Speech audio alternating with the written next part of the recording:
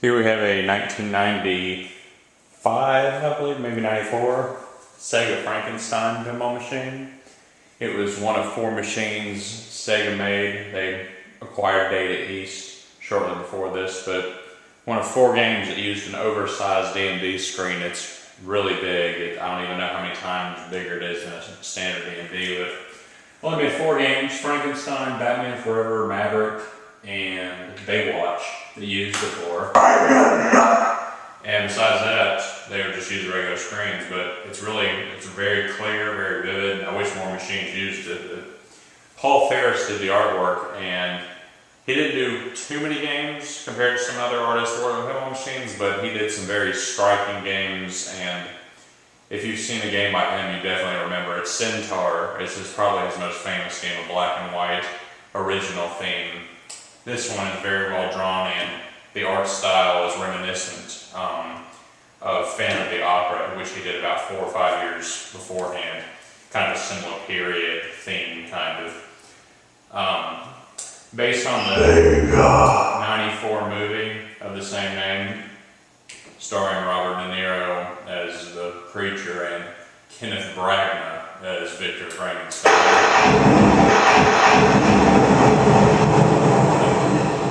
There's an awesome attract sounds. I need to figure out how to disable this. Kind of irritating in the middle of the night.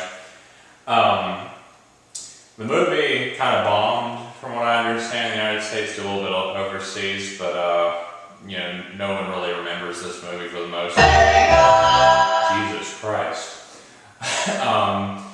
Just kind of a strange movie. The first half is kind of a darker Amadeus, just like some goofy guys, with weird hair, like women with really elaborate costumes, just frolicking around while this guy's building Frankenstein. And then the latter part of the movie, Frankenstein, is roaming around, and he isn't really scary. He's just kind of ugly, and he decides, he's going to be lonely forever and just becomes this giant jerk off and goes and kills Frankenstein's family.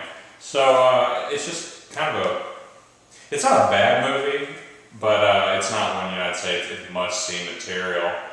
But it's one I enjoy nonetheless. It's very visually striking, and it's just a fun movie to watch. It's really a fascinating movie, especially the kind of like what the fuck were they thinking when they were making this movie? Like Victor's wife, who is also his non-blood related sister. They were raised together. It's something, I guess it's something that was in the book, so they had to include it or something, but it's like touched on for like 2 seconds in the movie. It's like, I find it kind of hard to get behind a main character when it's like, oh yeah, and he's also into fucking his sister and incest. It's just kind of, especially when it's not elaborated on, they don't try to justify it. They don't try to demonize it, it's just there. They kind of like go to their Batman movie, and they show like a 2-minute scene at the start where Batman's fucking a horse, and they just go on, it's never mentioned again. It's like he's Batman, and I like Batman, but I can't really get behind Batman if I know he's into bestiality. It kind of kills it. It's just something kind of weird. It's kind of thrown in there. So, kind of a strange movie. And another thing is, Kenneth Branagh, without his shirt on, is a huge thing in the movie. Just kind of one of those strange things, like he just kind of like tears his shirt off like all the time, especially the dramatic moments. And nothing against that. And it can add tension, and it can be visually stimulating. Just this it can add drama to his scene. He's at his wit's end, he's gone crazy, tearing his clothes off, working on this monster, but it just kind of gets repetitive, and you start wondering, it's like, did the director of this movie have a thing for Kenneth Branagh or something? And then the credits roll, and you see the movie is directed by Kenneth Branagh, so that's kind of strange too. So I could see him in the editing room. It's like, make sure you make me look really sexy. And that's just kind of weird. But that's kind of strange about the shirtless Kenneth Branagh, kind of a centerpiece of this movie. But here's the game. It's done by John Borg, who did Jurassic Park. That's probably his best known game, his first big breakout game. And Frankenstein is almost identical in layout. The shots are all here from Jurassic Park. There's some differences, like the raptor. There's one last shot here where the raptor kick out would usually send the ball screaming back at you in Jurassic Park that's been removed. And there's an additional pop bumper. But more or less you're playing the same layout, but the rules in this game are very difficult. Some of the modes, particularly Lynch Justine, they give you so little time in this to complete them. It's a very challenging, fun game. The pinball, it kind of falls in the category of where the pinball machine is much better than the movie it's based on. There's a lot of games like that. So, enough talk, have at you. Here's a game on Frankenstein. Another cool thing, right before I get into it, the only machine I know of, there might be more, I'm unaware though, if this is a feature, you can choose what music plays in the game as the main theme. Either Edgar Winter writes Frankenstein, the kick-ass 70s rock song, or, the original, some thematic stuff that, fits with the theme of the movie.